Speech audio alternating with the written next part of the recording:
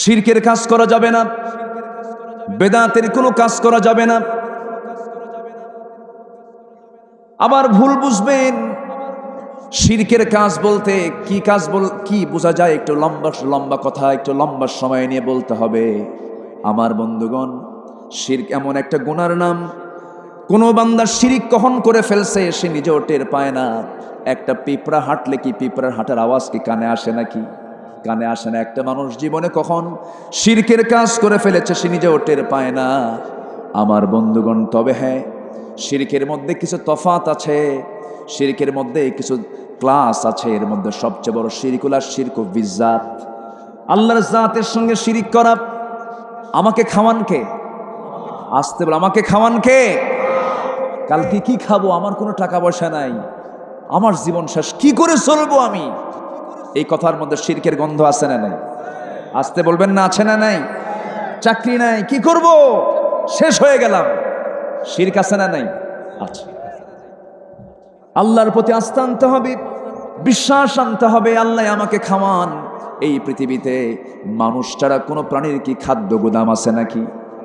আছে, খাদ্য গোদাম আছে। স্থলভাগে আর কত প্রাণী থাকে? জলভাগে সবচেয়ে বেশি প্রাণী। একটা বড় প্রাণী আছে, সেই প্রাণীর নাম হলো নীল তিমি। তিমি মাছের নাম সবাই শুনছেন নাকি? তিমি মাছের নাম শুনছেন? সবাই শুনেছেন তো? দেখছেন সবাই? সবাই দেখেন না, কারণ এই তিমি তো আর খাওয়া যায় না, এই মাছ তো আর বাজারে ওঠে না। এই তিমিটা এত বড়, এর এত শক্তি, 1700 হর্স পাওয়ার। সে বড় বড় জাহাজকে তার পিছনের অংশ দিয়ে আটকিয়ে ফেলে, আটকায় দেয়, জাহাজ সামনের দিকে যেতে পারে না। আল্লাহু আকবার বলবেন না? সেই তিমির একটা ওজন হচ্ছে, একটা নীল তিমির ওজন হলো 120 টন। সুবহানাল্লাহ। নীল তিমি তার বাচ্চাকে দুধ খাওয়ায় প্রত্যেক দিন 50 থেকে 60 মণ। আরেকটু আস্তে কোন সুবহানাল্লাহ। দুধ মনে হয় কম হয়ে গেছে নাকি? 50 থেকে 60 মণ দুধ খাওয়ায় নীল তিমি তার বাচ্চাগুলোকে, একটা বাচ্চাকে খাওয়ায়। অথচ সেই তিমি মাছের জন্য কোনো খাদ্য গোদাম আছে? আসতে, খাদ্য গোদাম আছে? কোনো পাখি তার নিট থেকে, তার বাসা থেকে যখন সকালবেলা বের হয়, সে কি ভরা পেটে না খালি পেটে বের হয়? সন্ধ্যায় যখন আসে তার কি কোনো খাবার ফাঁকা থাকে? পেট ফাঁকা থাকে? ভরা পেটে চলে আসে। তার কি কোনো খাদ্য গোদাম আছে? না। এই পৃথিবীর কোনো প্রাণীর ভিতরে খাদ্যের কোনো সংকট নাই। কোনো জলভাগে যান, স্থলভাগে যান, কোথাও কোনো খাদ্যের সংকট নাই।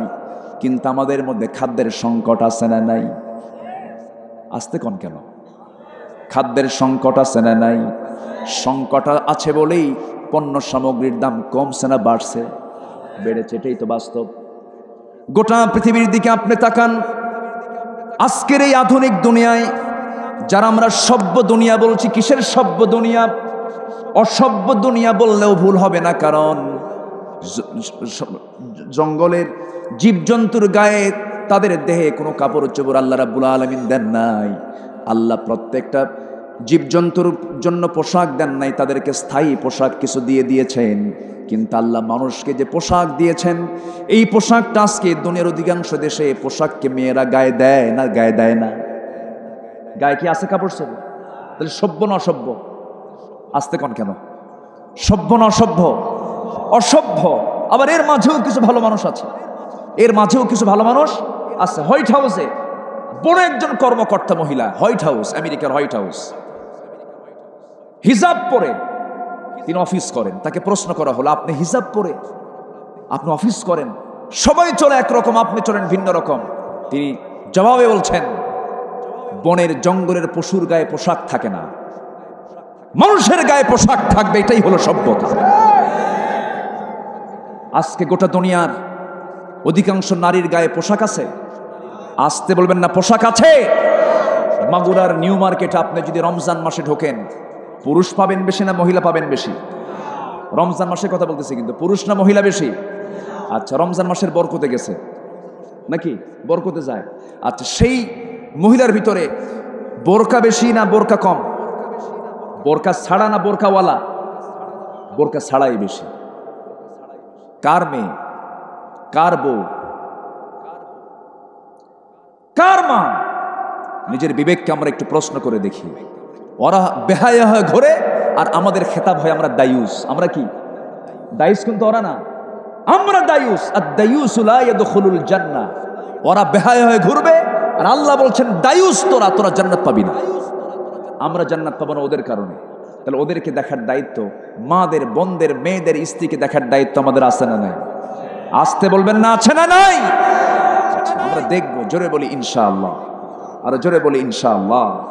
তাহলে তিমিকে খাওয়ান কে? আসতে বলবেন, তিমিকে কে খাওয়ান? পাখি ওড়ে কে খাওয়ান?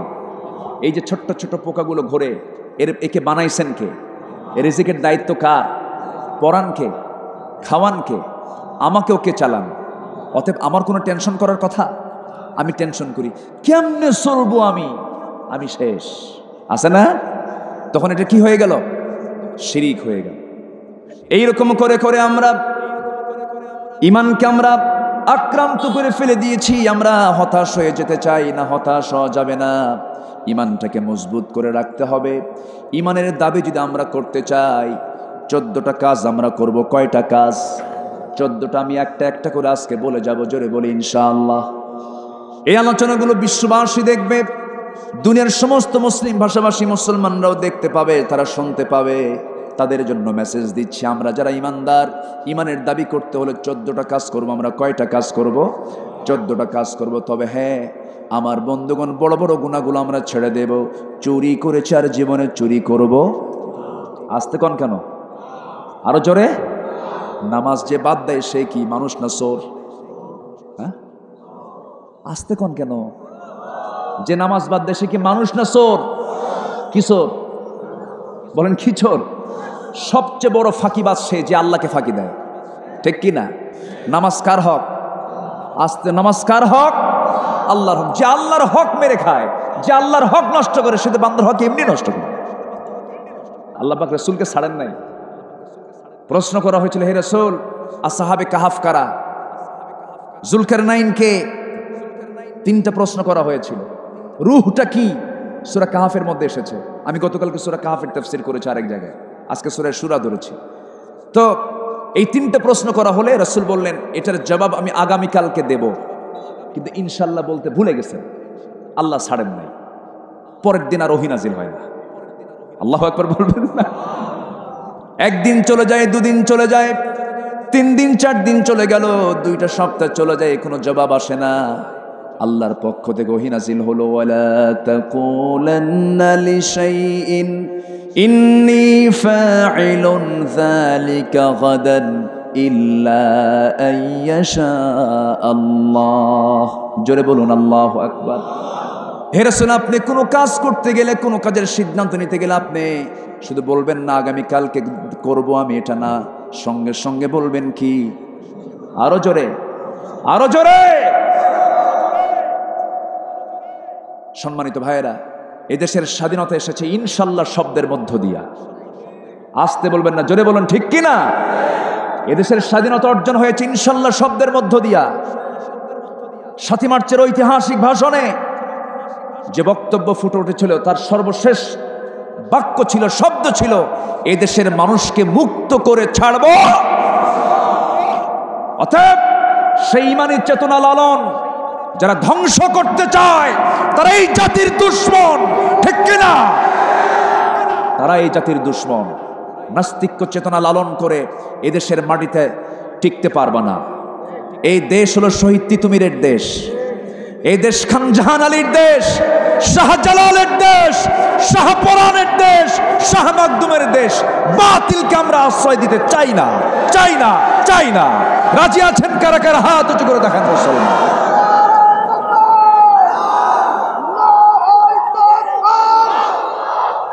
ইসলাম আছে যেখানে, ইসলাম নাই যেখানে, ইসলামের শত্রুরা নারায়ে তাকবীর। কষ্ট পেলেন? স্লোগান দিলাম, কার নাম নিলাম? এটি কি কোনো দলীয় স্লোগান? নামাজে এই স্লোগান আছে না নাই? যদি কেউ স্লোগানকে দলীয় স্লোগান বলেন, তাহলে নামাজও দলীয় স্লোগান। নামাজের প্রথম তাকবীর কি? আরো জোরে। রুকুতে যেতে কি, সেজদায় যেতে কি, সেজদা থেকে উঠতে কি, মার পেট থেকে দুনিয়াতে আসার পরে ডান কানে কি, বাম কানে কি, মরে যাওয়ার পর লাশ হয়ে সামনে জানাজা হবে, প্রথম তাকবীর কি, দ্বিতীয় তাকবীর কি, তৃতীয় তাকবীর কি, চতুর্থ তাকবীর কি? যাদের কাছে এই স্লোগান বিরক্ত লাগে ওদের জানাজা দেওয়া দরকার নয়, ঠিক কিনা? বাস, আর কোনো সমস্যা অসুবিধা? আসন লাইনে। সম্মানিত ভাইয়েরা, যে কাজই করবো আমরা ভরসা করব কার উপরে? পরামর্শ করার পরেও ফাইদা আযামতা ফাতাওয়াক্কাল আলাল্লাহ, ভরসা হবে কার উপরে? তাহলে রহমত নাজিল করবেন কে? আল্লাহ। আল্লাহ নাজিল করবেন। বদরে মুসলমানরা যে বিজয় এনেছেন, শক্তি দিয়া না ইমান দিয়া? সংখ্যা দিয়া না ইমান দিয়া? সংখ্যা মুসলমানদের বেশি না কাফেরদের বেশি? 1 গুণ না 3 গুণ? কোথায় 313, কোথায় 1000? মুতার যুদ্ধে কোথায় 3000, কোথায় 1 লাখ? আল্লাহু আকবার বলবেন না? কল্পনাই করা যায় না। মুতার প্রান্তরে রাসূল পাঠাবেন, সেনাবাহিনী রেডি করছেন। কারা কারা আছো যাবে? সবাইকে ডাক দিলেন। সামনে 3000 সাহাবী। কত হাজার? রাসূল একসঙ্গে বক্তব্য দিয়েছেন 100 লক্ষ সাহাবীর সামনে। সুবহানাল্লাহ বলবেন না? সামনে ছিল কত লক্ষ সাহাবী? 1,25,000 সাহাবীর সামনে রাসূল বক্তৃতা দিয়েছেন। মানে ডাইরেক্ট বক্তব্য দিয়েছেন। 3000 সাহাবীর সামনে দাঁড়ানো, বললেন রোমান সম্রাট হেরাক্লিয়াস, রোমদের বিরুদ্ধে মোকাবেলা হবে। কাদের বিরুদ্ধে? তৎকালীন গোটা পৃথিবীর সুপার পাওয়ার ছিল। এখন যেরকম ইউরোপ, আমেরিকা, ইংল্যান্ড, ব্রিটেন এবং আমেরিকা পরাশক্তি, গোটা পৃথিবীর সুপার পাওয়ার। সেই সময় ছিল পারস্য এবং রোম, এই দুটো ছিল সুপার পাওয়ার। সেই রোমকরা নবীর বিরুদ্ধে বাহিনী পাঠায় দিয়েছে। রাসূল বললেন, কে আছো? কারা কারা যুদ্ধে যেতে রাজি আছো? ওরা 1 লক্ষ সৈন্য পাঠিয়ে দিয়েছে। 3000 সাহাবীর সামনে দাঁড়ানো। তাদের কি গায়ের জোর না ইমানের জোর? কিসের জোর বলেন? ইমানের জোর। 3000 সাহাবীর সামনে দাঁড়ানো রাসূল, পিনপতন নীরব পরিবেশ, সবাই চুপচাপ আছে। হঠাৎ করে রাসূল ডাক দিচ্ছেন, যায়েদ এদিকে আসো। ডাক দিলেন, লাব্বাইকা ইয়া রাসূলুল্লাহ। এখানে দাঁড়াও। দাঁড়াইছে। জাফর এইদিকে আসো। লাব্বাইকা ইয়া রাসূলুল্লাহ। আব্দুল্লাহ বিন রাওহা এইদিকে আসো। দাঁড়ায় দিচ্ছেন। সাহাবায়ে কেরামকে বলেন, সাহাবীরা, আমি যায়েদ বিন হারিসকে মুতার যুদ্ধের 1 নম্বর সেনাপতি বানালাম। সাহাবীরা বললেন, ইয়া রাসূলুল্লাহ, আমরা মেনে নিলাম। 2 নম্বর বানালাম জাফর বিন আবু তালিবকে। সবাই তখন চায় আছে, সেনাপতি তো কয়জন হয়? আসতে বলবেন না, কয়জন হয়? একজন। 3 নম্বর বানালাম আব্দুল্লাহ বিন রাওহাকে। আমার নবীজি বললেন, শোনো সাহাবীরা, সাধারণভাবে সেনাপতির দায়িত্ব একজন পালন করে থাকেন, সেনাপতি একজন হয়ে থাকে, কিন্তু আমি তোমাদেরকে জানিয়ে দিচ্ছি, আমার যায়েদ যদি শহীদ হয়ে যায়, পরবর্তী দায়িত্ব পালন করবে আমার চাচাতো ভাই জাফর। আমার চাচাতো ভাই জাফর যদি শহীদ হয়ে যায়, তারপরের দায়িত্ব পালন করবে আব্দুল্লাহ বিন রাওহা। এরপরে সেও যদি শহীদ হয়ে যায়, তোমাদের মধ্যে একজন তোমরা সেনাপতি নিযুক্ত করে নিবা। এই 3 জনের মুখে হাসির ঝিলিক। রাসূল যেহেতু বলেছেন শহীদ যদি হয়ে যায়, মানে আমরা শহীদ হয়ে যাব, কোনো সন্দেহ নাই, আমরা মৃত্যুবরণ করে আল্লাহর জান্নাতে চলে যাব।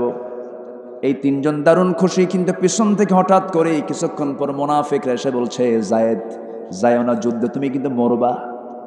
এরকম মুনাফিক এখনো আছে না নাই? জাফর বিন আবু তালিবকে বলা হলো একই কথা, কিন্তু কোন মুনাফিকি চাল তাদেরকে কখনো দুর্বল করতে পারে নাই। আমার নবীজি 3 জনকে আস্তে করে ডাক দিয়ে রাসূল কেঁদে ফেললেন। রাসূল তো জানতে পেরেছেন, বুঝতে পেরে জানিয়ে দিয়েছেন কে? আল্লাহ। রাসূল বলছেন, যায়েদ রে, আমার কলিজার টুকরা পালক পুত্র যায়েদ, তুমি তোমার পরিবারের কাছ থেকে বিদায় নিয়ে আসো, যাও। তিনি বলছেন, ইয়া রাসূলুল্লাহ, আমি আর কার থেকে বিদায় নেব? আপনি আমার বিশ্বনবী, আপনি তো আমার মূল অভিভাবক, আপনি আমাকে বিদায় দিয়ে দেন। প্রস্তুতি নিয়ে নিলেন। জাফরকে বলেন, জাফর, তুমি আমার চাচাতো ভাই, কয়েকদিন আগে তুমি আবিসিনিয়া থেকে হিজরত করে আসছো, তুমি একটু পরিবারের কাছ থেকে বিদায় নিয়ে আসো। তিনি বলছেন, ইয়া রাসূলুল্লাহ, আপনি যেহেতু বললেন সেহেতু আমাকে যেতেই হবে, নচেত আমার যাওয়ার কোনো জরুরত ছিল না, আমি যাচ্ছি বাড়িতে। বাড়িতে চলে গেলেন। তৃতীয় সাহাবীকে বললেন, আব্দুল্লাহ তুমিও যাও। জাফর বিন আবু তালেব রওনা দিলেন। রওনা দিয়া দরজায় গিয়ে কড়া নাড়লেন, দরজা খুলে গেল। স্বাভাবিকভাবে স্ত্রীর সামনে আস্তে করে বসে পড়লেন।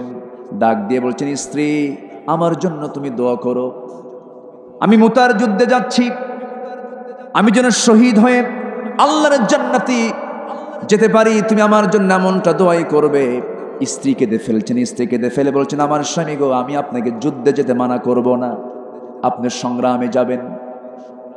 ইসলাম কায়েমের জন্য আপনি অবশ্যই মুজাহিদের ভূমিকা পালন করবেন, তবে আজকে আপনার জন্য এই দোয়াটা করব না, কারণ সন্তানগুলো ছোট ছোট ছোট্ট দুইটা বাচ্চা। আপনি যদি দুনিয়া থেকে বিদায় হয়ে যান, সন্তানগুলো এতিম হয়ে যাবে। এই জন্য আমি দোয়া করি, আল্লাহ রাব্বুল আলামিন মুতার যুদ্ধ থেকে আল্লাহ পাক আপনাকে গাজী করে ফিরে আনুন। এই কথা বলার সঙ্গে সঙ্গে জাফর কোমরে ছিল কোষবদ্ধ তরবারি, কোষ মুক্ত করে উঁচু করে তরবারি ধরে স্ত্রীর হাতটা বাম হাতে টেনে ধরে তরবারির উল্টা দিক দিয়ে হাতে আঘাত করলেন। আর আঘাত করে বলছেন, স্ত্রী তরবারির আঘাত করলাম, তোমার হাতে হাতকে কাটছে নাকি না কাটে নাই, কেন কাটলো না? উল্টা করে মেরেছেন, এজন্য কাটে নাই।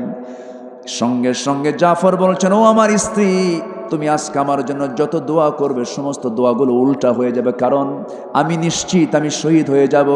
আমার নাকের মধ্যে আমি জান্নাতের গন্ধ পেতেছি। আমার জন্য দোয়া করো, কারণ আমার আগে একজন সেনাপতি, পরে একজন সেনাপতি, মাঝখানে আমি যে শহীদ হব কোনো সন্দেহ নাই। এই কথা বলে সন্তান দুটোকে দুই উরুতে রেখে চুম্বন করলেন, আদর করলেন, শেষ আদর দিয়ে দিলেন। সন্তানকে রেখে স্ত্রীর মায়া জাল ত্যাগ করে সব কিছু বর্জন করে তিনি সেখান থেকে রওনা করলেন। দৌড় মেরে মেরে যাচ্ছেন, পিছন থেকে বাচ্চাগুলো বারবার আব্বা আব্বা বলে চিৎকার করে ডাকতেছে। ইতিহাস বলে একটা বারের জন্য তিনি পিছনের দিকে ফিরে তাকান নাই। এটার নাম ঈমান। এটার নাম কি? আরো জয়, এটার নাম কি? ঈমান। চলে গেলেন তিনি যুদ্ধের ময়দানে। আব্দুল্লাহ বিন রাওহা দুপুরবেলা বিয়ে করেছেন, বিয়ে সম্পূর্ণ হয়েছে দুপুরবেলা। বাড়িতে মেহমান ভরা মানুষ, রাত্রিবেলা স্ত্রী সহবাস হবে, যুদ্ধের ডাক বিকেলবেলা তিনি পেয়েছেন।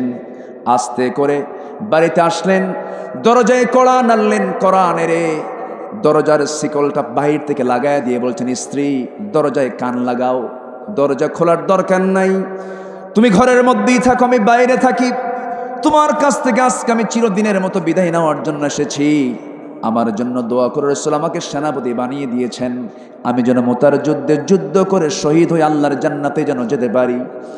স্ত্রী বলছেন, আমার স্বামী গো, দুপুরবেলা বিয়ে হলো, সন্ধ্যাবেলা আপনি আমার কাছ থেকে চিরদিনের মতো বিদায় নিচ্ছেন, ভালো কথা, কিন্তু আপনি যে আমার স্বামী, আপনাকে একটু ভালো করে দেখলামও না, আপনি কি আমাকে দেখার কি একটু সুযোগ দিবেন না? একটা বারের জন্য দেখে নেই, অন্তত হাসরের ময়দানে যেন আমি আপনাকে স্বামী হিসেবে চিনতে পারি। এই কথা শোনার সঙ্গে সঙ্গে আব্দুল্লাহ বিন রাওহা বলছেন, আমার স্ত্রী, আমি যদি তোমার জীবনের একমাত্র স্বামী হিসেবে থাকতেই পারি, তুমি যদি জীবনে আর বিয়ে না বসতে পারো, তুমি যদি আমাকে স্মরণ করতে পারো, তোমার কোনো চিন্তা নাই, হাসরের ময়দানে আমার তোমার মাঝে পরিচয় করার দায়িত্ব আমার আল্লাহ তাআলা নিজে নিয়ে নিবে। আব্দুল্লাহ সেখান থেকে পিঠ ঘোড়ায় নিলেন, দেহটা ঘোড়ায় নিলেন। আব্দুল্লাহ বিন রাওহা যুদ্ধে চলে গেলেন। যায়েদ বিন হারিস শাহাদত বরণ করলেন। কালিমার ঝান্ডা জাফর বিন আবু তালেব হাতে তুলে নিলেন। জাফর বিন আবু তালেব দুনিয়া থেকে বিদায় নিলেন। আব্দুল্লাহ বিন রাওহা তিনি কালিমার ঝান্ডা হাতের মধ্যে তুলে নিলেন। দেখা গেল কাফেররা আব্দুল্লাহ বিন রাওহার ডান হাতে মেরে দিয়েছে, বাম হাতে কালিমার ঝান্ডা নিয়েছেন। বাম হাত কেটে ফেলে দিয়েছি, দুই বাহু দিয়ে চট করে মুখের মধ্যে কালিমার ঝান্ডা, কালিমার পতাকা তিনি মুখে কামড় মেরে ধরেছেন। কাফেররা তার গর্দানটা উড়াইয়া দিয়েছে, তিনি দুনিয়া থেকে বিদায় নিয়েছেন। চতুর্থ সেনাপতি খালিদ বিন ওয়ালিদ দূর থেকে দেখছেন কে যেন কালিমা উঁচু করে ধরে রেখেছে। কাছে গিয়ে দেখেন কেউ না, খালিদ বিন ওয়ালিদের মুখের মধ্যে আল্লাহর কালিমার পতাকা আকাশমুখী হয়ে আছে। জোরে বলে সুবহানাল্লাহ, আরো জোরে বলে সুবহানাল্লাহ। আমার ভাইয়েরা, খালিদ বিন ওয়ালিদ করলেন কি?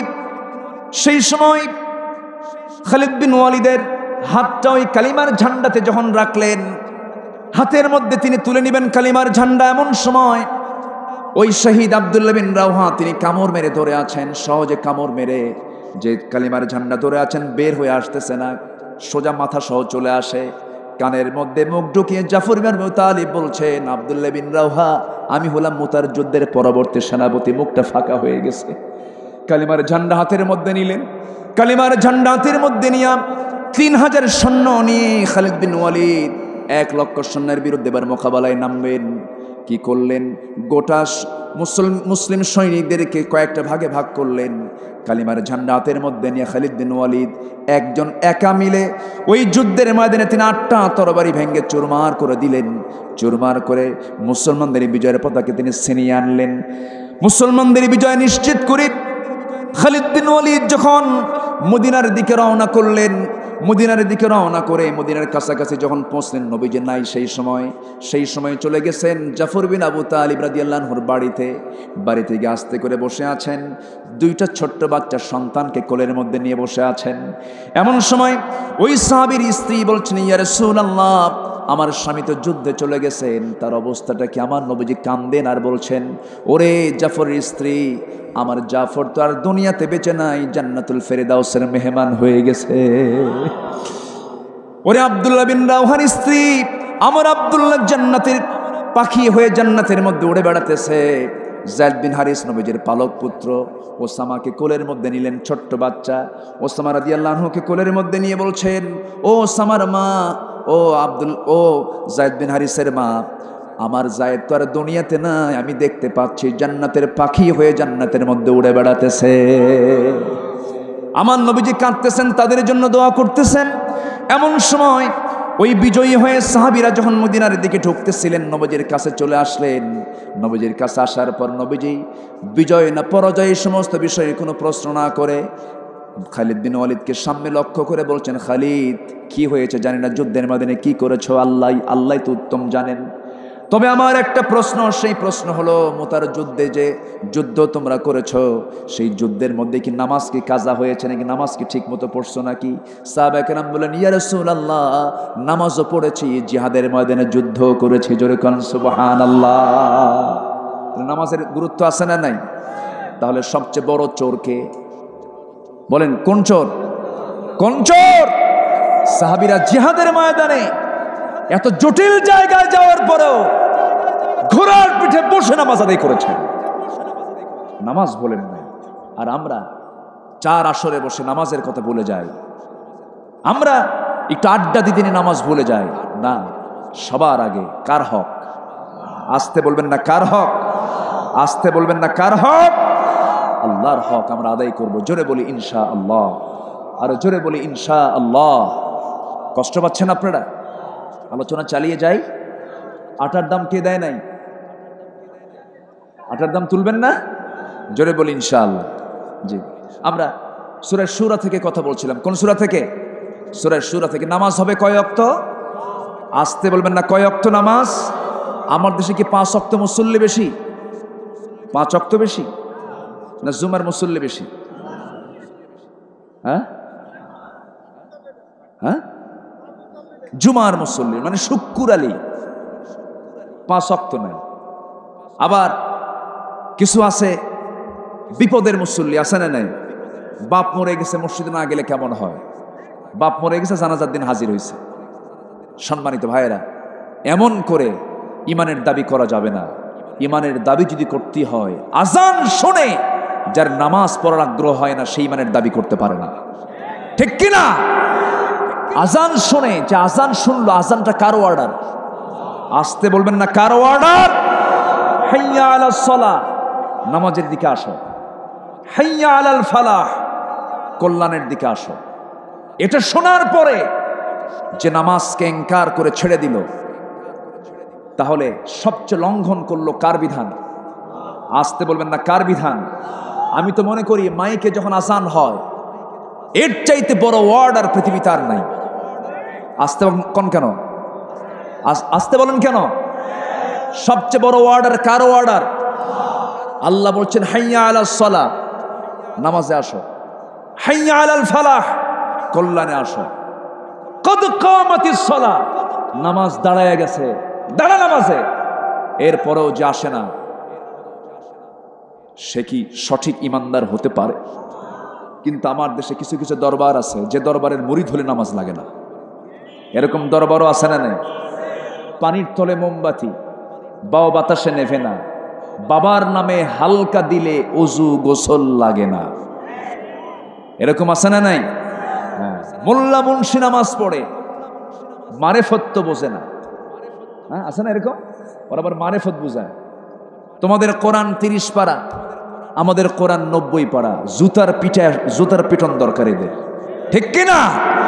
আসতে নিয়ে দেখলাম কোথায় যেন চোখে পড়লো মাথার চুল, জট পড়তে পড়তে মহাজট। কোন বাজারে যেন দেখলাম আজকে, মনে হয় নাকল বাজারের ওইদিকে দেখলাম এরকম এক পাগল। আমি নামাজ পড়তেছি, হঠাৎ করে দেখি এরকম বিশাল চুলে জট, মোষ বড়, দাড়িও বড়, মোষও দেখা যায় না, দাড়িও দেখা যায় না, মানে মোষ দাড়ি একাকার হয়ে গেছে। মাঝখানে যে মুখ আছে, টর্চ লাইট মারলেও মুখ দেখা যাবে না, এরকম আছে না নাই? এটা কি মানুষ না কাউয়া?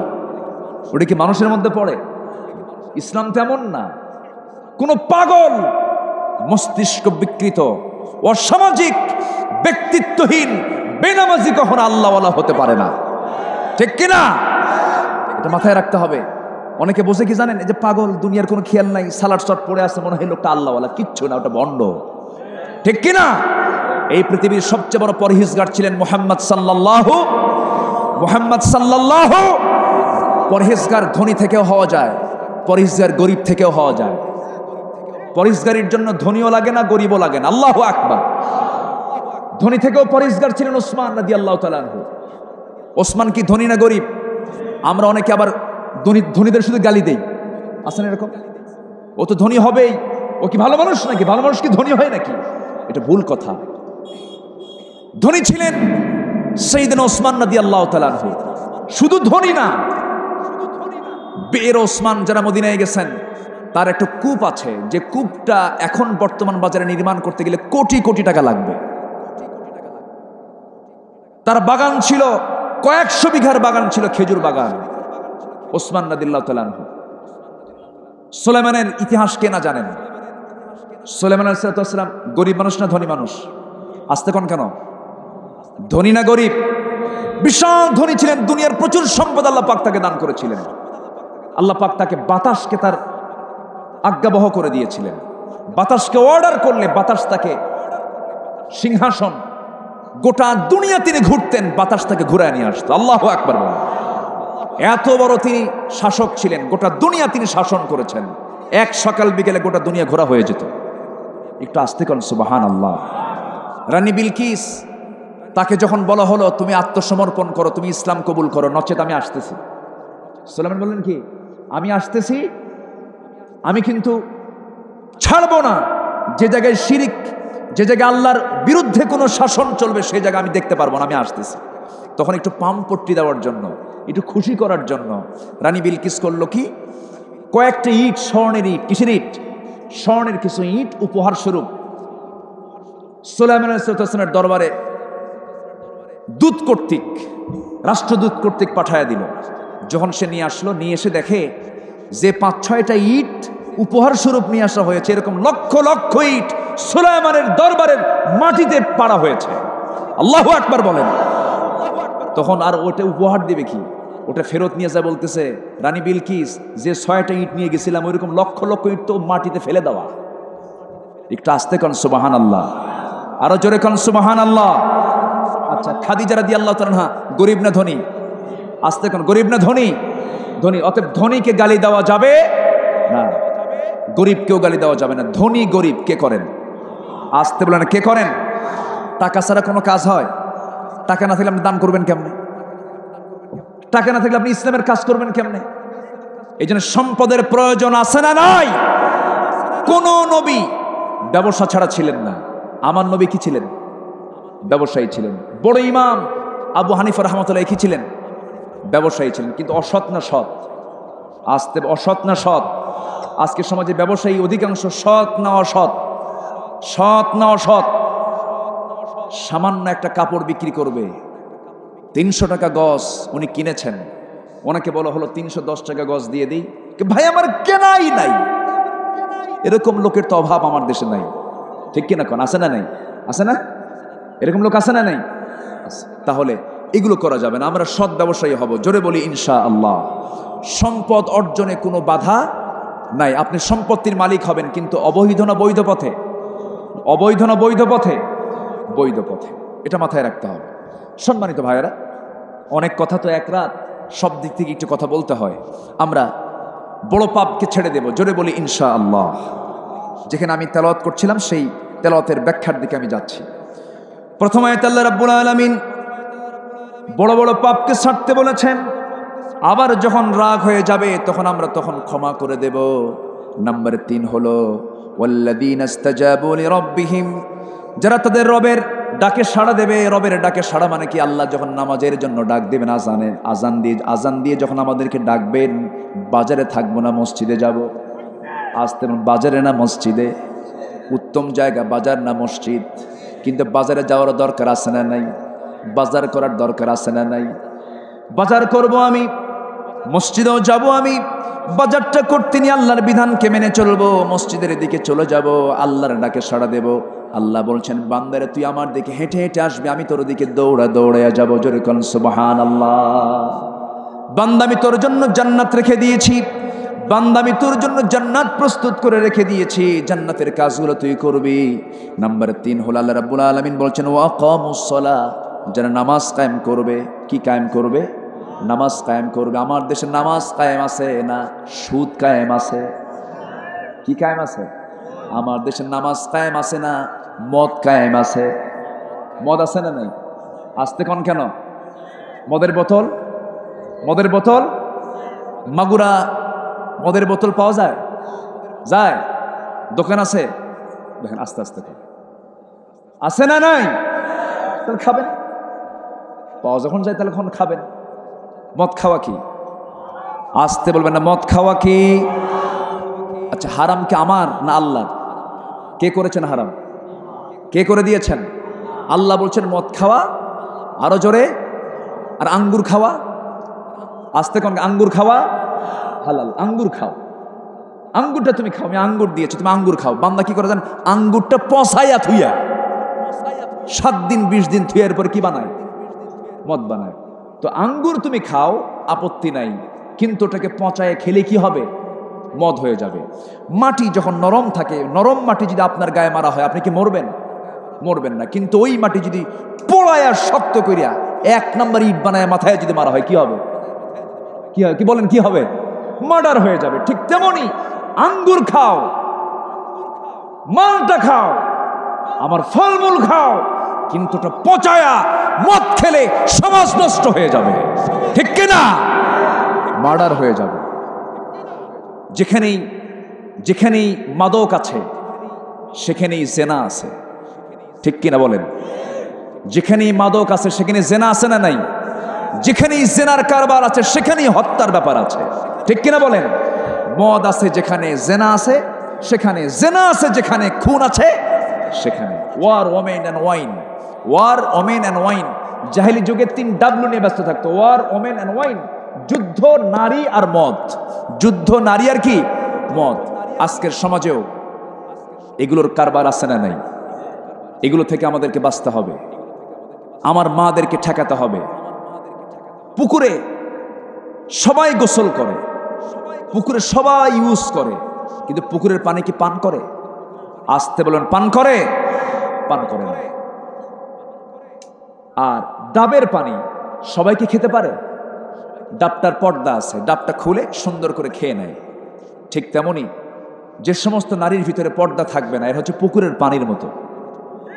ঠিক কিনা? আর যে মার মধ্যে পর্দা থাকবে সে হচ্ছে ডাবের পানির মতো। আলহামদুলিল্লাহ বলে। এই জন্য মা, আপনাকে ঢাকতে হবে, আপনি পরিচ্ছন্ন থাকবেন, আপনার সমাজকে কুরুষ মুক্ত রাখবেন, আপনার সৌন্দর্য, আপনার সকল সৌন্দর্য প্রকাশ করতে হবে। অন্যের সামনে না স্বামীর সামনে? আসতে বলবেন না, কার সামনে? স্বামীর সামনে। 2-1 করে চলে যাচ্ছেন, আমি মনে হয় দোয়া করে দিলে ভালো হয়। হ্যাঁ, দোয়া করে দেব তো? 2-1 করে ওঠে কেন? হ্যাঁ, ও নাম্বার। আচ্ছা, নাম্বার যদি হয় তাহলে তো বেকায় দেয়। 1 নাম্বার 2 নাম্বার, একটু হাতটা তুলবেন এরকম করে, একটু বলবেন হুজুর এই। আর যদি খুব বেকায় দেয় হয় তখন তার উপায় নাই। দয়া করে কেউ 3 নাম্বার বলবেন না। 3 নাম্বার হলো বিড়ি খাওয়া। বিড়ি খাওয়া লোক আমার দেশে কম তো নাকি? হ্যাঁ, বিড়ি খাওয়া লোক আমার দেশে দিন দিন কমছে না বাড়ছে? মাশাআল্লাহ, বরকত, খুব সুন্দর টানবে। এক বুড়া চাচা, আমি বরিশাল ভোলা হয়ে আসতেছিলাম, তো ফেরিতে আমি উঠলাম গাড়ি সহ, তো বাইরে দাঁড়া একটু পাইচারি করতেছে, ঘোরাফেরা করতেছে। তো সামনের দিকে এক চাচা টুল সামনে পাড়ানো, টুলের উপরে বসে নদীর পানি দেখতেছে, নদীর ঢেউয়ের পানি দেখতেছে আর প্রকৃতির দিকে তাকায় আছে। আর চাচা থেকে ঠ্যাঙের উপর ঠ্যাং তুলে সুন্দর করে সুখ টানতেছে, বিড়ি টানতেছে। বললাম, চাচা আপনার বয়স তো প্রায় মনে হয় 70 পার হয়ে গেছে, চাচা আপনি এখন এগুলো খান? বাবা, বিড়ি তো উন্নতির সিঁড়ি। কি কথা কি বুঝতেছেন? তো এর মধ্যে অনেকে মানে জান্নাত খুঁজে পায়, এত মজা পায়। এক চাচা বলে, হুজুর আপনি তো অস্ত্র ঠিকই করলেন, কবরে থাকতে হবে কিয়ামত পর্যন্ত, এই লম্বা সময় কবরে কাটবে কেমনে? এক বিকেল তো বিড়ি না খেলে মাথায় ঠিক থাকে। এরকম বেকুব মার্কা কিছু লোক আছে না নাই? আছে না নাই? এগুলো করা যাবে না। সকল নেশা আল্লাহ হালাল করেছেন না হারাম করেছেন? আমরা নেশার দিকে যাব না, জোরে বলি ইনশাআল্লাহ। অনেকে প্রশ্ন করে, হুজুর বিড়ি খাওয়া কি মানে ও জায়েজ করবে? এরকম আছে না নাই বলেন তো? ওই প্রশ্ন যে করবে তার ধান্দা হলো বিড়ি খাওয়াকে জায়েজ করবে। দা মা ইউরবিক ওয়া ইলা মা লা ইউরবিক, ছেড়ে দাও ওই সমস্ত কাজ যা তোমাকে সন্দেহের মধ্যে ফেলে দেয়। যেখানে দুর্গন্ধ আছে সেখানে ফেরেশতার কোনো আগমন নেই। পান খান আপনি, পান খেতে আপত্তি না। আমার দেশের বুড়া বুড়ি পান না খেলে মজা না। বুড়া বুড়ি মানুষ পান খাবে, ঠোঁটটা লাল হবে, নাতির মুখে কিছু পান তুলে দেবে, মুখের মধ্যে থেকে দিয়ে দেবে, এটা একটা মজা, একটা আনন্দ আছে না নাই বলেন তো? আচ্ছা, আপনি পান খান, সমস্যা নাই। কিন্তু কিছু কিছু লোক এত পান খায়, দিনে লাগে 100 খিলি, মানে ওর জন্মই হয়েছে পান খাওয়ার জন্য। এরকম আছে না নাই বলেন তো? আচ্ছা, এরকম খাবেন না, খান 4টা 5টা খাবার শেষে 2-1টা আপনি খেতে পারেন। কিন্তু কিছু কিছু লোক এত খায়, খাওয়া এত পরিমাণ খায়, স্বপ্নের মধ্যে মুখ নড়ায়, ঘুমের মধ্যে মুখ নড়ায়, আছে না নাই? আচ্ছা, পান খাবেন, আপত্তি নেই, কিন্তু পানের মধ্যে আবার কিছু কিছু জর্দা আছে। পান খান, কোনো সমস্যা নাই, সুপারি খান, খান একটু একটু খান, কিন্তু পানের সাথে আবার হাকিমপুরি রহমতুল্লাহ আলাইহি কেন? কি কথা কি বুঝতেছেন আপনারা? হাকিমপুরি, রহমতপুরি এগুলো দেওয়া যাবে না। এগুলো আপনার জন্য ওই একই কথা। গাছ কি 2 রকম না 1 রকম? ওই কুষ্টিয়ার যে গাছ বিড়িতে থাকে, ওই কুষ্টির একই গাছ ওই তামাকে থাকে, ঠিক কিনা? বাস, তাহলে তো একই কথা হয়ে গেল। সকল নেশা থেকে আল্লাহ পাক এই জাতিকে হেফাজত করুন, জোরে বলি আমিন, আরো জোরে আমিন। ইমানদার সকল প্রকার মাকরু কাজকে বর্জন করবে, জোরে বলি ইনশাআল্লাহ। আমার ভাইয়েরা, আল্লাহ রাব্বুল আলামিন বলছেন, বান্দারে শোনো, নামাজ তুমি কায়েম করবে, ব্যক্তি জীবনে নামাজ কায়েম করবে, পারিবারিক জীবনে নামাজ কায়েম করবে, বাড়িতে তুমি জামাতে নামাজ মাঝে মাঝে আদায় করবে। মসজিদে যেতে পারো নাই, বউটাকে সাথে নিয়ে নামাজে দাঁড়ায়া যাবে, সন্তানদেরকে সাথে নিয়ে নামাজে দাঁড়ায়া যাবে। বাড়িটা সুন্নত নফলের জন্য খাস করে ফেলবি। আজান যখন হয়ে যাবে, মসজিদের দিকে তুমি পুরুষ রওনা দেবে। নামাজ যখন শেষ হয়ে যাবে ফরজ, মসজিদ থেকে বের হয়ে আসবে, সুন্নত নামাজগুলো বাড়িতে তুমি আদায় করবা, নফল নামাজগুলো বাড়িতে আদায় করবা। তোমার নামাজ তুমি পিতা, তুমি ভাই, তোমার নামাজ তোমার ছেলে, তোমার মেয়ে তোমাকে দেখতেছে। এই নামাজের পরিবেশ বাড়িতে তৈরি হয়ে যাবে। সন্তান পড়াশোনা করে না, তার জন্য আমরা যতটুকুন শাসন করি, অতটুকুন শাসন যদি নামাজের জন্য করা হতো, এই নামাজ ওই সন্তানদেরকে ভালো নাগরিক বানায়া দিত, জোরে বলি সুবহানাল্লাহ। পারিবারিক জীবনে নামাজ কায়েম করতে হবে। ব্যবসায়িক জীবনে ধরেন নাকল বাজার, এখানে আর কি বাজার আছে? খামারপাড়া বাজার। খামারপাড়া বাজারে 500 ব্যবসায়ী আছে, ধরেন 500 ব্যবসায়ী। এই 500 ব্যবসায়ী যদি সবাই মিলে যদি বলে ফেলে, শোনো, যখন আজান হয়ে যাবে আমরা শুনতেছি হাইয়া আলাস সালাহ, হাইয়া আলাল ফালাহ। যখন শুনলাম, আমরা ব্যবসায়ী সমিতি, আমি সভাপতি, আমি সেক্রেটারি, আমাদের একটা দায়িত্ব আছে, অন্তত এই জায়গার তো আমরা দায়িত্বে আছি। আমরা সবাই মিলে সিদ্ধান্ত নিলাম, আজান যখন হয়ে যাবে সকল দোকানের শাটারটা বন্ধ হয়ে যাবে, ঠিক কিনা? আসতে কোন জোরে কোন, ঠিক কিনা?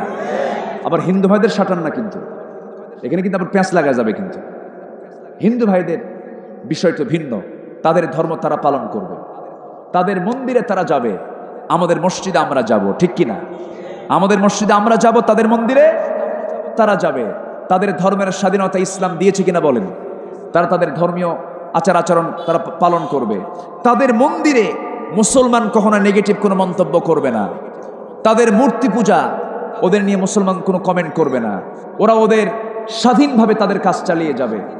কিন্তু সম্প্রতি যে সমস্ত বিষয়গুলো, অনাকাঙ্ক্ষিত ঘটনাগুলো আমাদের দেশে ঘটছে, প্রকৃত অর্থে কোনো মুসলমান কোনো হিন্দু এই জাতীয় কাজ করতে পারে না, ঠিক কিনা? কোনো প্রকৃত মুসলমান কোনো প্রকৃত হিন্দু এই জাতীয় কাজ করতে পারে না। যে কাজগুলো আমরা চোখের সামনে দেখতে পাচ্ছি, এরা দেশকে অস্থিতিশীল করে দেখতে চায়, দেশের মধ্যে একটা গন্ডগোল ফিতনা ফাসাদ সৃষ্টি করতে চায়।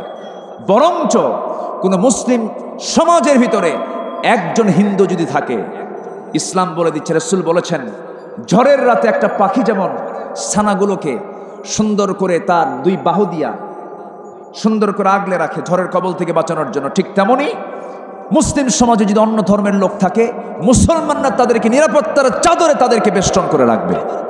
এটা ইসলাম বলে দিয়েছে, ইসলামের কথা এটা। অতএব আমরা আমাদের প্রতিবেশী যদি অন্য ধর্মের কেউ থাকে, আমরা তাদের প্রতি সহানুভূতি দেখাবো। জোরে বলি ইনশাআল্লাহ।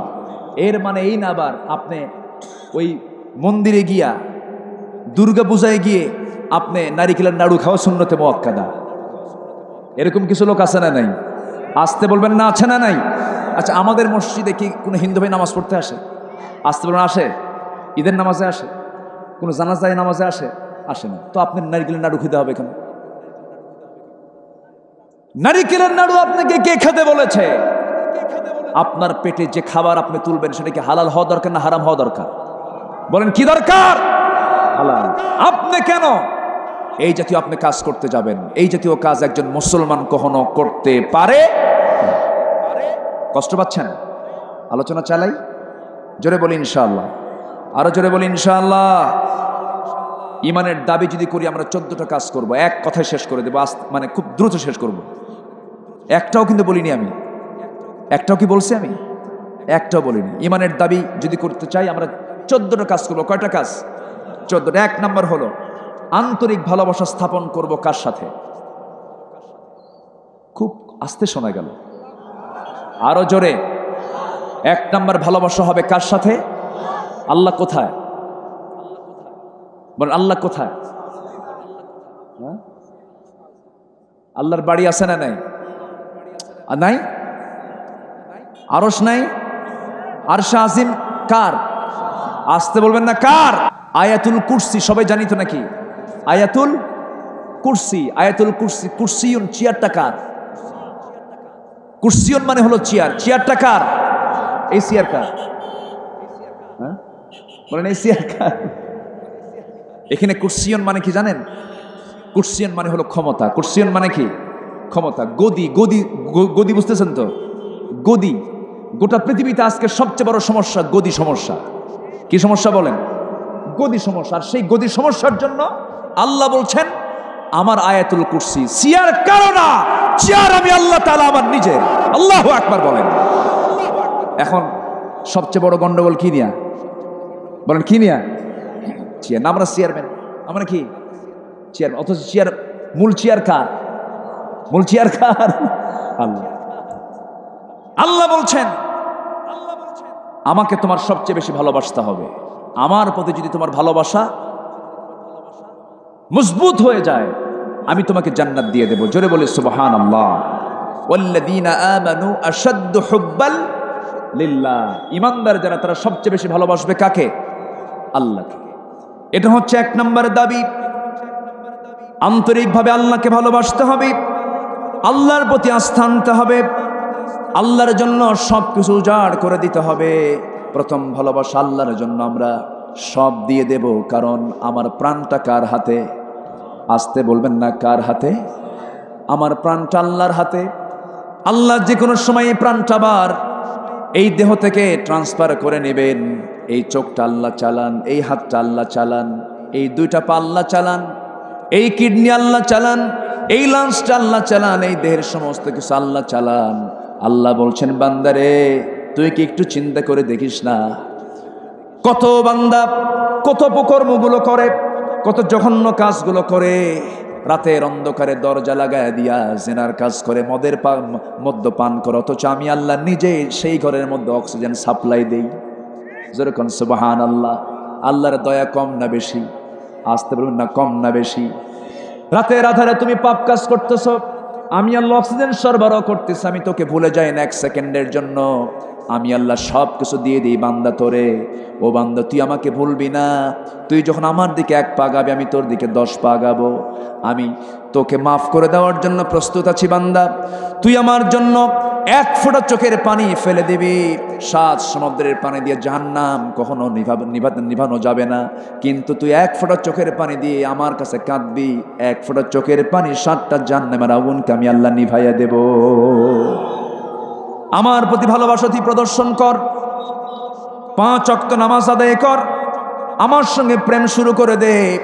যখন কোনো বান্দা ওযু বানায় নামাজের নিয়তে, সুন্দর করে ওযু যখন বানায়, হাতের সগীরা গুনাহগুলো মাফ হয়ে যায়, মুখের সগীরা গুনাহগুলো মাফ হয়ে যায়, মাথার সগীরা গুনাহগুলো মাফ হয়ে যায়, 2 পা ধৌত করলে 2 পায়ের সগীরা গুনাহগুলো মাফ হয়ে যায়।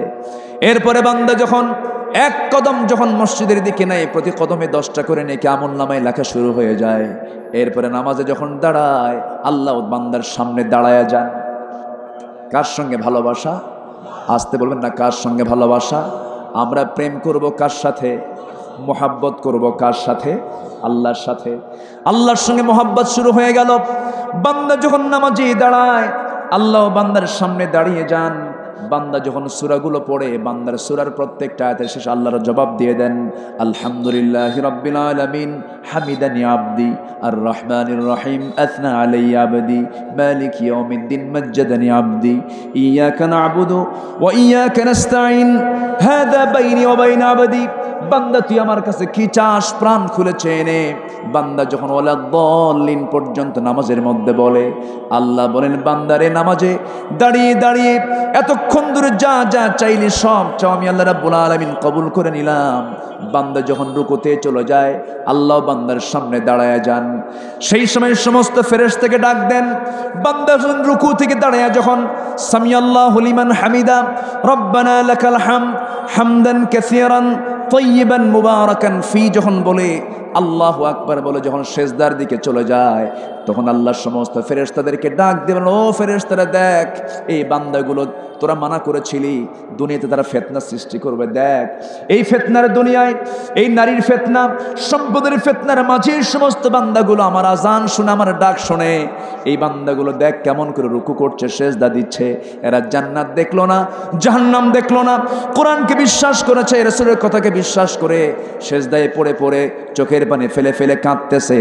ও ফেরেশতারা সাক্ষী থাক, এই সমস্ত বান্দার জন্য আমি আল্লাহ 8টা জান্নাতের দরজা খুলে দিলাম। জোরে বলি সুবহানাল্লাহ, আরো জোরে বলি সুবহানাল্লাহ। নামাজের মধ্যে মজা পাওয়ার দরকার আছে না নাই? নামাজের মধ্যে মজা পেতে হবে। ওয়াজ মাহফিলে বসে আছি, যেমন মজা পাচ্ছি, একটা আনন্দ পাচ্ছি, এই যে তার বড় প্রমাণ হলো প্রায় 1.5 ঘন্টা, 2 ঘন্টা হয়ে যাচ্ছে বসে আছেন, অবশ্যই তো একটা আনন্দ, অবশ্যই একটা মজা পাচ্ছেন। নামাজের মধ্যে মজা পাওয়ার দরকার আছে না নাই? যে নামাজের মধ্যে মজা পায় না, তার প্রকৃত নামাজের সে স্বাদ পাবে না। নামাজের মধ্যে মজা পেতে হবে। আমি 2019 সালে সর্বশেষ মদিনায় গিয়েছিলাম, মক্কায় গিয়েছিলাম। মদিনার মসজিদে আমি নামাজে দাঁড়ায় গেলাম। আম্মাকে নিয়েছিলাম, আব্বাকে নিয়েছিলাম, 4 জন মিলে আমরা হজে গেছিলাম, একই পরিবারের 4 জন মিলা যখন মদিনায় আসলাম, মদিনায় এসে ফজরের নামাজ আমি পড়তে যাব, মাকে সাথে নিলাম, মাকে মেয়েদের মধ্যে ঢুকায় দিলাম। একজন ইমামের পিছনে নামাজ শুরু হয়ে গেল, হাজার হাজার মুসল্লি, লাখখানেক মুসল্লি সেই সময় হবে। ফজরের নামাজে দাঁড়ালাম, ইমাম সাহেবের বয়স 90 বছর, বুড়া মানুষ। নামাজে দাঁড়ালাম, 2 রাকাত নামাজ তিনি আদায় করলেন। আমি ঘড়ি দেখে নামাজ শুরু করেছি, নামাজ শেষ করে দেখি ফজরের 2 রাকাত নামাজ শেষ হয়েছে মাত্র 29 মিনিট। একটু আস্তে কোন সুবহানাল্লাহ। কত মিনিট? কত মিনিট? আমার দেশে 29 মিনিটে যদি কোনোদিন কোনো ইমাম যদি ফজরের নামাজ পড়ে, নামাজও শেষ, বলবে হুজুর চাকরিও শেষ। কি ঠিক না? আপনি কোনো কাম নাই তো আপনার পেছনে নামাজ পড়ে আমাদের সময়কে নষ্ট করব নাকি? অথচ যার নামাজ যত লম্বা হবে, তার প্রেম তত লম্বা হবে কার সাথে? ভালোবাসা তৈরি করার জন্য নামাজ আগে দরকার। কি আগে দরকার? নামাজটা আগে দরকার। নামাজ যারা যত সুন্দর হবে, ইমানদার তত সুন্দর হয়ে যাবে। নামাজে যখন দাঁড়াবো, জড়ো সড়ো হয়ে দাঁড়িয়ে যাব, ভাববো আমার আল্লাহ সামনে আছেন, সুন্দর করে নামাজ পড়বো, কথা বলবো আল্লাহর সাথে। কার সাথে কথা বলবো? আল্লাহর সঙ্গে কথা বলবো। আল্লাহ আমার এই সমস্যা, বিশেষ করে নফল নামাজি যত চাওয়া দরকার, নফল নামাজের সেজদায় যখন যাবেন সেই সময় আপনার মনের যা চাওয়া সব চাওয়া আপনি চাবেন। আল্লাহ আমার একটা ছেলে দাও, আল্লাহ আমার একটা মেয়ে দাও, আল্লাহ ব্যবসায় বরকত দিয়ে দাও, আল্লাহ আমার নেক সন্তান দিয়ে দাও, আমার এই সমস্যা, আমার এই রোগ, সব সমস্যার কথা আপনি নফল নামাজের সেজদার মধ্যে বলবেন। সব চাও আপনি আল্লাহর কাছে চাবেন, সব চাও আমার আল্লাহর কাছে চাবো, সমস্ত চাও আমার আল্লাহ কবুল করে নেবেন। জোরে কোন সুবহানাল্লাহ। দিবেন কে? যদি আপনাকে না দেন আল্লাহ দুনিয়াতে, তাহলে আল্লাহ আপনাকে অবশ্যই আখিরাতে দেবেন। আবার সঙ্গে সঙ্গে যদি আল্লাহ আপনাকে দিয়ে দেন, ভাববেন আপনার দোয়া কবুল হয়ে গেছে। আবার যখন দেখতেছেন এখন দিচ্ছেন না, পরে পেয়েছেন, বিলম্বে আল্লাহ পাক আপনাকে দিয়ে দিয়েছেন। জোরে বলেন সুবহানাল্লাহ। এই দুনিয়াতে পেলেন না, তখন ভাববেন যে আল্লাহ আমাকে দুনিয়াতে দেবে না, কিন্তু আখিরাতে দিয়ে দেবে। জোরে বলেন সুবহানাল্লাহ। কোনো মনক্ষুণ্ণ হওয়া যাবে না, হতাশা নিয়ে আসা যাবে না, আল্লাহর সঙ্গে গভীর প্রেম করতে হবে। কারণ এই নাকের খাবারটা দিয়েছেন কে? নাকের সামনে এখনো খাবার আছে না নাই? 24 ঘন্টা নাকের সামনে খাবারটা কে রেখে দিয়েছেন? অক্সিজেনটা কার? এর কোনো ট্যাক্স আছে নাকি? এর কোনো ভ্যাট আছে নাকি? এর কোনো কিছু দেওয়া লাগে? দেওয়া লাগে না। অক্সিজেন চালান আল্লাহ, সূর্য চালান আল্লাহ, চন্দ্র চালান আল্লাহ, জমিনটা আল্লাহ পাক আমার আপনার জন্য ফ্রি করে দিয়েছেন। এই জমিনটা যেন আন্দোলিত না হয়, পাহাড়গুলোকে পেরেগের মতো করে দিয়েছেন। আকাশে খণ্ড খণ্ড মেঘ দিয়েছেন। কোথায় পানির প্রয়োজন, বঙ্গোপসাগর থেকে পানি তুলে পঞ্চগড়ের সলিমুদ্দিন মিয়ার 400 জমিনটা ধুলায় মলিন জমিনটা সবুজ শ্যামল বানায় দিচ্ছেন। কে দিচ্ছেন? আল্লাহ দিচ্ছেন। আল্লাহ সকল চাহিদা পূরণ করে বলছেন, বান্দা সব কিছু আমি তোরে দিয়ে দিলাম, বান্দা শর্ত হলো সেজদায় পড়ে কাঁদবি, আমি তোরে জান্নাত দিয়ে দেব। জোরে বলি সুবহানাল্লাহ। হুকুম মানবো কার? আসতে বলবেন না, হুকুম মানবো কার? আল্লাহ তাআলার। 1 নাম্বার হলো আমরা আন্তরিকভাবে ভালোবাসা স্থাপন করব আল্লাহর সাথে। আল্লাহ রাব্বুল আলামিন বলছেন, ওয়া মিনান নাসি মান ইয়াত্তাখিযু মিন দুনিল্লাহি আনদাদান ইউহিব্বুনাহুম কাহুব্বিল্লাহ ওয়াল্লাযীনা আমানু আশাদ্দু হুব্বান লিল্লাহ। জোরে বলুন আল্লাহু আকবার। সূরা বাকারা 165 নম্বর আয়াত আল্লাহ রাব্বুল আলামিন বলছেন, ঈমানদার যারা আল্লাহকে তারা সবচেয়ে বেশি ভালোবাসবে। নাম্বার 2 হলো মনটা আমরা দুর্বল করব না, শক্ত করব। দৃঢ় হব না ভীতু হব? বলেন, দৃঢ় মনোবল। আমাদের মনোবল হবে দুর্বল না শক্ত? মনোবল হবে দুর্বল না শক্ত? ঈমানদার কি হতাশ হয়? আসতে বলো, ঈমানদার কি হতাশ হয়? ঈমানদার কখনো হতাশ হবে না। যে হতাশ হবে শয়তান তাকে ধরে ফেলেছে। ঈমানদারের কোনো হতাশা নাই, ঠিক কি না? কি হবে, কি করব, কি যেন হয়ে গেল, এই জাতীয় কথা ঈমানদারের মুখ থেকে কখনো আসতে পারে? আসতে পারে না। একজন বেচারা আমার সাথে হঠাৎ করে একজন ঢাকাতে দেখা, কোন একটা অফিসের ভিতরে বড় একজন কর্মকর্তা, তিনি অনেক বড় কর্মকর্তা। উনি নামাজ পড়তেন না, রোজাও রাখতেন না। মেয়েটাকে থিয়েটারে দিয়েছেন নাটক করার জন্য, তারপরে নৃত্য করার জন্য, নৃত্য পরিবেশন করতো সে, তার মেয়ে। তো এই বেচারাটা আমার সাথে হঠাৎ করে একদিন দেখা, আমাকে দেখে জড়িয়ে ধরে বলতেছে, হুজুর আপনার আলোচনা আমার জীবনের মোড়টা ঘুরিয়ে দিয়েছে। আমি তাকে বললাম, আমার তো আলোচনা না, আলোচনা কার? আসতে বলবেন না, কার? আল্লাহ। আমি তাকে বললাম, কি হয়েছিল আপনার? কি দেখেন, আমার একটা অসুখ হয়েছিল। কি অসুখ? উনি ইংরেজিতে বলে দিলেন। তো উনি বুঝালেন যে আমার এই রোগটা হলো এমন একটা রোগ, আমি যে কোনো মুহূর্তে সুইসাইড করে, আত্মহত্যা করে মরে যেতে পারি।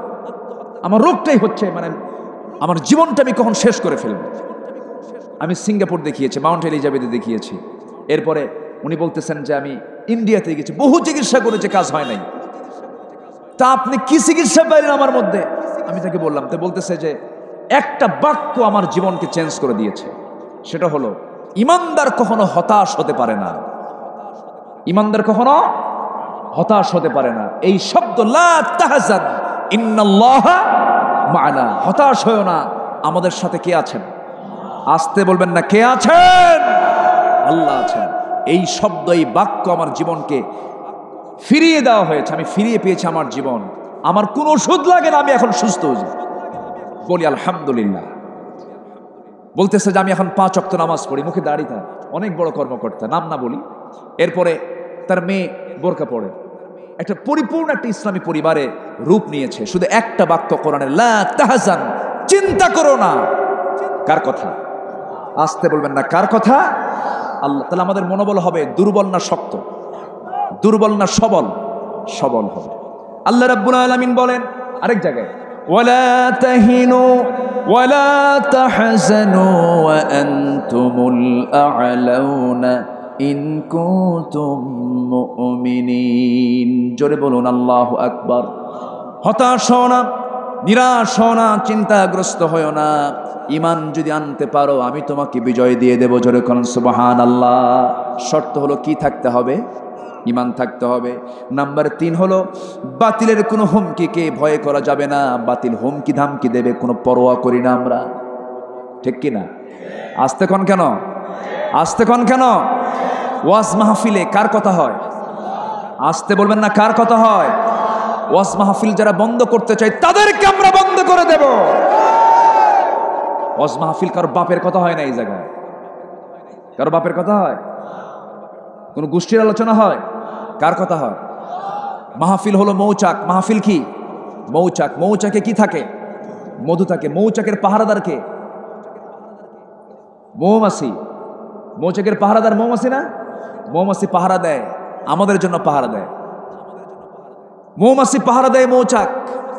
আপনি যদি সেই মৌচাকের মধু নিতে চান, মৌমাছির সঙ্গে মারামারি কইরা মৌচাকের মধুকে আহরণ করতে হলে মৌমাছির সঙ্গে পীড়িত করতে হবে, মোহাব্বত করতে হবে। ওর সঙ্গে পীড়িত কইরা, আদর কইরা, বুঝায় শোনে, বশ করে এরপর আপনাকে মধু আনতে হবে। ঢিল মারবেন, হুল ফুটে দেওয়া হবে। ঠিক কিনা? অতএব ওয়াজ মাহফিল যেখানে হোক না কেন, যারাই এটার বিরুদ্ধে ষড়যন্ত্র করতে চায় আমরা মোকাবেলা করব। জোরে বলি ইনশাআল্লাহ। আরো জোরে বলি ইনশাআল্লাহ। ভালো কাজ চালু হোক, মন্দ কাজ বন্ধ হোক, এই হোক আমাদের আন্দোলন। জোরে বলি ইনশাআল্লাহ। তাআওয়ানু আলাল বিররি ওয়াত তাকওয়া ওয়ালা তাআওয়ানু আলাল ইসমি ওয়াল উদওয়ান। সম্মানিত ভাইয়েরা, এরপরে নাম্বার 4 হলো আস্থা রাখবো, ভরসা রাখবো। কার উপরে? আসতে বলবেন না, কার উপরে? বিজয় কে দিবেন? আসতে বিজয় কে দিবেন? বদরে বিজয় কে দিয়েছেন? ওহদে বিজয় কে দিয়েছেন? খন্দকে বিজয় কে দিয়েছেন? হুনাইনে বিজয় কে দিয়েছেন? মুতার যুদ্ধে বিজয় কে দিয়েছেন? মক্কা বিজয় কে দিয়েছেন? সে আল্লাহ কি নাই? আসতে বলবেন না, আছে না নাই? আচ্ছা, অবশ্যই বিজয় কার হাতে? আল্লাহর হাতে। আল্লাহ বিজয় দিয়ে দিবেন। আস্থা রাখতে হবে আল্লাহর উপরে।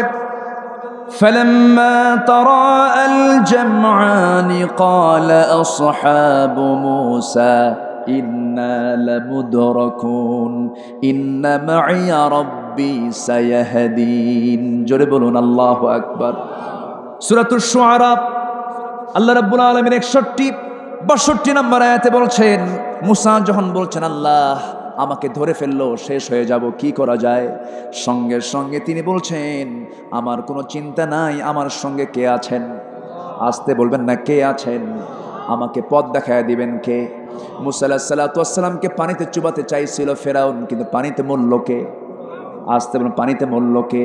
যে গর্ত খনন করবে সেই গর্তে পড়বে, এটাই স্বাভাবিক। আপনি আজকে একটা পাপ করে কোনো একটা বিষয় আপনি রচনা করবেন, আপনাকে সেই পাপের অবশ্যই সম্মুখীন হতে হবে, আপনার তার প্রায়শ্চিত্ত ভোগ করতে হবে। আমার বন্ধুগণ একটু কান লাগান। মুসা আলাইহিস সালাতু ওয়াস সালামকে দুনিয়া থেকে চিরতরে নিশ্চিহ্ন করার জন্য যখন মাস্টার প্ল্যান নিয়ে নেওয়া হয়েছিল, সর্বশেষ সবার কম বেশি জানা আছে নীল দরিয়া আজও পৃথিবীতে আছে না নাই? ওই নীল দরিয়ার সামনে মুখোমুখি করে দেওয়া হলো। মুসা আলাইহিস সালাতু ওয়াস সালাম তার লোকজন নিয়ে যখন নদীর সামনে দাঁড়ানো, চতুর্দিকে ফেরাউনের বাহিনী। ফেরাউন বলছে, হে মুসা তুই আজকে পালাবি কোথায়? মুসা আলাইহিস সালাতু ওয়াস সালাম সেই সময় আল্লাহকে বলছেন, আল্লাহ এত বড় সংকটে পড়ে গেলাম, এখন কি করা যায়? আল্লাহ বলছেন, মুসা তোমার হাতে তো লাঠি আছে। তিনি বলছেন, লাঠি দিয়ে কি করব? এই লাঠি দিয়ে কোনো কাজ হবে নাকি? এই লাঠি দিয়ে আমি নদী পার হব কেমনে? দরিয়া পার হব কেমনে? সঙ্গে সঙ্গে আল্লাহ বলছেন, ও মুসা চিন্তা করো না, লাঠি দিয়ে আস্তে করে তুমি দরিয়া একটা বাড়ি মারো, একটা নয় 12টা বাড়ি মারবে, 12টা আন্ডারগ্রাউন্ড রাস্তা আমি আল্লাহ তোমার জন্য বানায়া দেব। পথ বের করে দেন কে? আসতে বলবেন না, কে? 4000 বছর আগের কথা। কত হাজার বছর?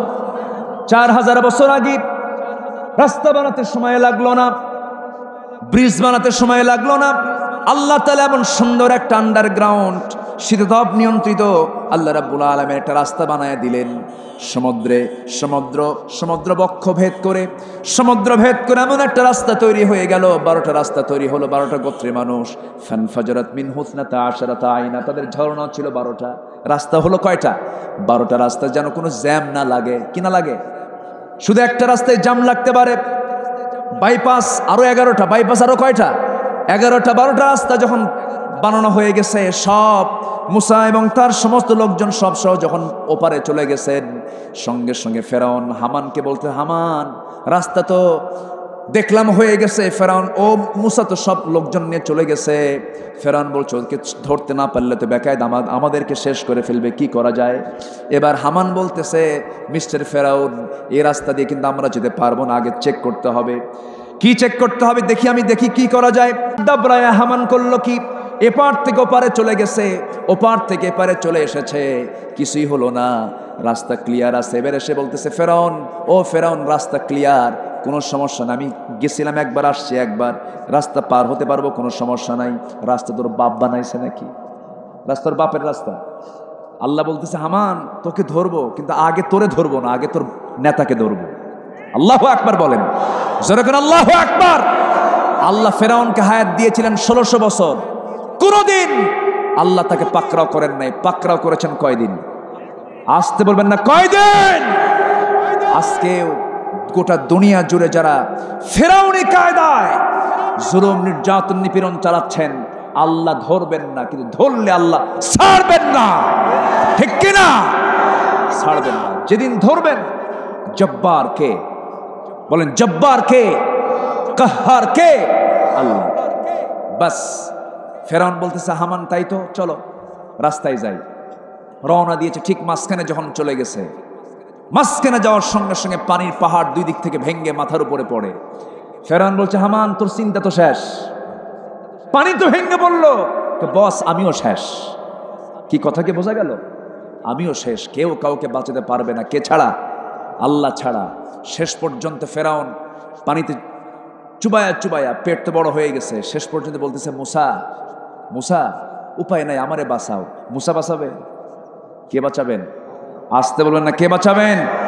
এবার বলতেছে, মুসার আল্লাহ, ও মুসার আল্লাহ, আমারে বাঁচাও। এখন ওর আল্লাহ হয় নাই, আমারে বাঁচাও। এইটাকেও কাজ হচ্ছে না। এবার বলতেছে, ও আল্লাহ, আমাকে বাঁচাও। আনা মিনাল মুসলিমিন, আমি তো মুসলমান। দেখছেন কি কত বড় মিথ্যুক? কি কথা কি বুঝতেছেন? ওয়ানা মিনাল মুসলিম, কোরআন কথা, কোরআন বলতেছে এগুলো। ওয়ানা মিনাল মুসলিম, আমি তো মুসলমান। আল্লাহ বলে, তুই মুসলমান। ওকুন্তা মিনাল মুফসিদিন, তুই হলি সমস্ত পৃথিবীর সন্ত্রাসীদের গডফাদার। যত সন্ত্রাসী পৃথিবীতে আছে সবার বাপ হলো ফেরাউন। ঠিক কিনা? ফেরাউন পানিতে চুবাইয়া মরে গেল। আল্লাহ বললেন, ফেরাউন, আল ইয়াউমা নুনাজ্জিকা বিবাদানিকা, আমি তোর দেহটাকে কিয়ামত পর্যন্ত শুটকি করে রাখবো। নিজের চোখে দেখেছি। ফেরাউন আজও পৃথিবীতে আছে না নাই? আসতে বলবেন না, আছে না নাই? আচ্ছা, সেই ফেরাউন আজও আছে, কিন্তু মরা না তাজা। বলেন, মরা না তাজা? মরা শুটকি করে আল্লাহ পাক রেখে দিয়েছেন। আল্লাহ পাক বুঝায় দিচ্ছেন গোটা পৃথিবীর শাসক গোষ্ঠীকে, শাসকরা, দেখো আমি ফেরাউনকে কি করেছি। সে আল্লাহ আজও আছেন না নাই? এই জন্য আমরা সে আল্লাহর প্রতি আমরা আস্থা রাখবো। 1 আনা না 16 আনা? 16 আনা। ইমান রক্ষার জন্য সকল কষ্ট স্বীকার করব, রাজি আছেন? ইমান রক্ষার জন্য সকল কষ্ট করতে রাজি আছেন? অনেক লম্বা লম্বা কথা ছিল, সময় নেই। নাম্বার 6 হলো অসীম সাহসী হওয়া। সাহসী হতে হবে। মুসলমান কখনো ভীতু হয় না। মুসলমান ভয় পায় কাকে? আসতে বলবেন না, কাকে? পরস্পর ভ্রাতৃত্বের বন্ধনে আবদ্ধ হওয়া। 7 নাম্বার, ইন্নামাল মুমিনুনা ইখওয়াহ ফাসলিহু বাইনা আখওয়াইকুম। আল্লাহু আকবার। নাম্বার 8 হলো ইমানের দাবি অনুযায়ী কাজ করা। ইমানের যে দাবি সেই অনুযায়ী আমরা কাজ করব। জোরে বলি ইনশাআল্লাহ। ইমানের দাবি কি? অনেক লম্বা, সূরা তাওবার 71 নম্বর আয়াত আমরা জানলে এটা বুঝতে পারবো। নাম্বার 9 হলো ইমানকে শিরিক থেকে পবিত্র রাখা। শিরিক থেকে পবিত্র রাখতে হবে। আল্লাযীনা আমানু ওয়া লাম ইয়ালবিসু ঈমানাহুম বিযুলমিন উলাইকা লাহুমুল আমন ওয়া হুম মুহতাদুন। আল্লাহু আকবার বলেন। 10 ইমানকে সন্দেহমুক্ত রাখা। কোনো সন্দেহযুক্ত ইমান আনা যাবে না। এর জন্য কোরআন পড়ার দরকার আছে না নাই? আসতে বলবেন না, আছে না নাই? আমরা শুনে মুসলমান হব না দেখে মুসলমান হব? দেখে জানবো, জোরে বলি ইনশাআল্লাহ। শুধু শুনবো না, আমরা জানবো, দেখবো। আচ্ছা, মুনাফিকি দূর করে দেওয়া। আমাদের জীবনে মুনাফিকি আছে না নেই? মুনাফিকি মানে কি? মিথ্যা কথা যে বলে সে কি? যে ওয়াদা খেলাফ করে সে কি? আচ্ছা, যে বাজে কথা বলে, মুখ খারাপ করে কথা বলে সে কি? আসতে কন কেন? আরো জোরে বলেন। মুখ খারাপ করা লোক কি আমার দেশে কম? এমনি মায়ের নামে গালি দেয়, বাবার নামে গালি দেয়, সদ্য খুশি গালি দেয়, এমনি গল্প করতে করতে গালি দেয়। আছে না নাই বলেন তো? আছে। এগুলো হচ্ছে মুনাফিকের লক্ষণ, এগুলো আমরা করবো না, জোরে বলি ইনশাআল্লাহ। নাম্বার 12 হলো পাকাপোক্ত ইমানদার হওয়া। নাম্বার 13 হলো মসজিদকে আবাদ করা। মসজিদকে কি করা? আবাদ করা। মসজিদ এখন কাঁচা না পাকা? বর্তমান বাংলাদেশ অধিকাংশ মসজিদ কাঁচা না পাকা? ইমান আসতে কোন ইমান কাঁচা। আমার নবীজির মসজিদ ছিল কি? ইমান বলেন, ইমান পাকা। আমার নবীজির মসজিদে কি মাইক ছিল? না। এখন মাইক আছে না নাই? মুখে বেশি শোনা যায় না মাইকে বেশি শোনা যায়? মাইকে এত জোর আওয়াজ হওয়ার পর মুসল্লি কম না বেশি? কম। আর আমার নবীজির বেলাল আজান দিয়েছেন, মুখে মুখে আজান দিয়েছেন, মুসল্লি কম না বেশি? বেশি। অতএব মসজিদ পাকা হওয়া না, আমরা ইমান পাকা করব, জোরে বলি ইনশাআল্লাহ। আমরা কি পাকা করব? ইন্নামা ইয়ামুরু মাসাজিদাল্লাহি মান আমানা বিল্লাহ ইলা আখিরিল আয়া। আল্লাহ কবুল করুন, জোরে বলি আমিন। নাম্বার 14 হলো, বুঝতেছেন তো আলোচনা কত লম্বা, শর্ট করে ফেলতেছি। নাম্বার 14 হলো ইমানের উপর অটল থাকা। ইমান আনা সহজ, টিকে থাকা আচ্ছা। স্বাধীনতা অর্জন করা সহজ, স্বাধীনতা রক্ষা করা কঠিন।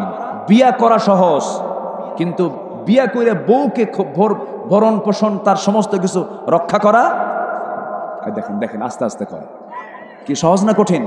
তাহলে যুবকরা তোমরা জীবনে আর বিয়ে টিয়া করো না, মানা করে দিই নাকি? যুবকরা বিয়ে করবে না? অবশ্যই। আপনি বিয়ে করেন নাই? বিয়ে করছে কিন্তু একটা, দেখেন এরপর কয় অবশ্যই। যুবকরা কোনো কথা কয় না, বুড়ো সাজা কয় অবশ্যই। সবাই কি বিয়ে করতে রাজি আছেন? দেখেন বুড়ো চাচাও কয় ইনশাআল্লাহ। বুড়ি জানলে কিন্তু পিঠন দেবে। যুবকরা বিয়ে করে নাও, অকাম কুকাম করা যাবে না। দরজার সিপায়, শিশু পার্কের সিপায়, গাছের সিপায়, অমকের মোড়ে, ওই জায়গায় এরকম ফাজুর ফুজুর না কইরা বাপকে সোজা ডেকে বলো আব্বা বিয়ে করাও। দেখছেন ঠিক? এদিক দিয়ে কোন যুবক জেনে কইছে ঠিক? হ্যাঁ ঠিক আছে, ভালো। তবু দুষ্টামি ফেজলামি করা যাবে। রিজিকের দায়িত্ব কার? পাখিকে খাওয়ান কে? সে আল্লাহ আমাকেও খাওয়াবেন, জোরে বলি ইনশাআল্লাহ, জোরে বলি ইনশাআল্লাহ।